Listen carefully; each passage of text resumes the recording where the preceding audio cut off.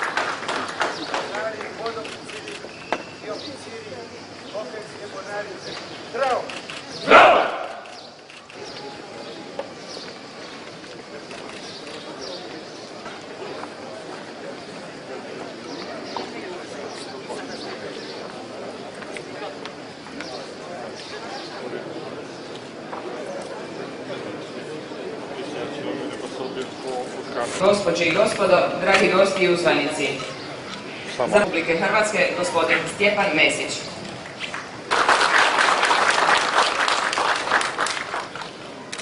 Poštovani gospodine admirale, cijenjeni pripadnici Bokeljske mornarice, uvaženi predsjedniče Vujanoviću, gospođe i gospodo. Osobito mi je zadovoljstvo što prigodom mojeg službenog posjeta Crnoj Gori mogu predati visoko hrvatsko odličje doktoru Milošu Miloševiću, znanstveniku svjetskog glasa. Oslovio sam vas, gospodina Miloševiću, kao admirala Bokeljske mornarice, što mi se danas i ovdje čini najprikladnije. No ima još nekoliko titula koje sam mogao navesti, a koje bi vrlo točno i prikladno označile vašu ličnost i vaše djelovanje. Red Danice Hrvatske s lentom i likom Katarine Zrinske dodjeljuje se osobama koje su se iskazale u širenju ugleda Republike Hrvatske u zemlji i inozemstvu u svojoj profesiji.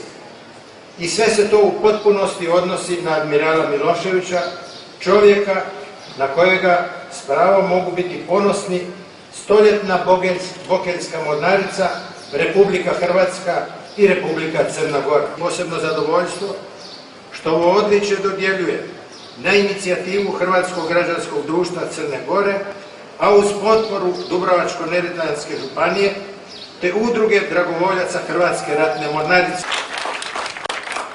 Već i same te naznake govore koliko smo daleko došli na putu normaliziranja odnosa između dviju prijateljskih zemalja. U ostvarivanju tog cilja, značajnoga i za Hrvatsku i za Crnu Goru, u prevladavanju hipoteka nedavne prošlosti i u ponavljanju povjerenja na osnovama povijesnih veza kakve su postojale između Kotora i Dubrovnika, ljudi poput admirala Miloševića učinili su neizmjerno puno. Stoga, predajem vam, gospodine admirale, visoko hrvatsko odlikovanje i želim vam dobro zdravlje i mnogo uspjeha u vašim budućim aktivnostima. Živjeli! Slijedi čitanje odluke. Na temelju članka 97. Ustava Republike Hrvatske i članka 2. i 3. Zakona o odlikovanjima i priznanjima Republike Hrvatske, a na prijedlog Državnog povjereništva za odlikovanje i priznanja, donosim odluku kojom se odlikuje dr. Miloš Milošević, redom Danice Hrvatske s likom Katarine Zrinske, za osobite zasluge u promicanju moralnih društvenih vrednota te očuvanju hrvatske kulture i identiteta u Crnoj Gori. U Zagrebu 2. lipnja 2008. godine predsjednik Republike Hrvatske Stjepan Mesić.